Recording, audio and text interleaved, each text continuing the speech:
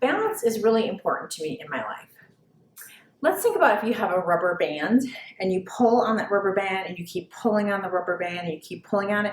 Eventually you stretch it so far that if you let go of it, it'll go flying across the room. Or if it accidentally hits somebody, I'm sure they're not going to like that. I like to think of my life as wanting to stay in balance. And so there's different parts of my life that actually require my time and attention.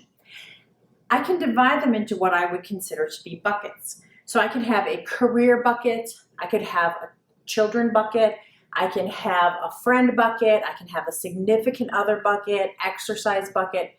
You kind of get the idea. And what I try to do is I always try to keep those buckets into some type of balance. Now I realize there's different times that some of these buckets require or demand my time and my attention. Maybe I have a really big project going on at work, and so my career bucket is demanding a lot of time. Or maybe one of my children is not in a really good place, and so they demand a lot more of my time. But just like that rubber band that gets pulled and gets pulled and gets pulled, I can work on a project at work for a short period of time. But if it ends up being weeks upon months that I'm neglecting all my other buckets, I feel like it's that rubber band pulling on me.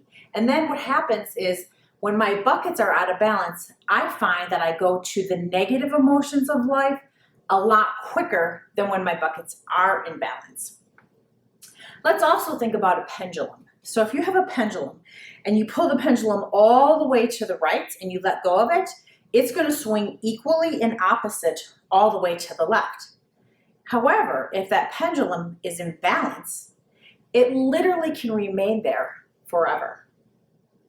So it's really important to think about your buckets, pay attention to your buckets, or basically the different parts of your life, and try to keep them in balance.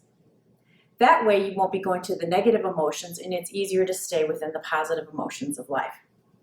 Remember always that you are worthy, you are lovable, and you deserve goodness in your life.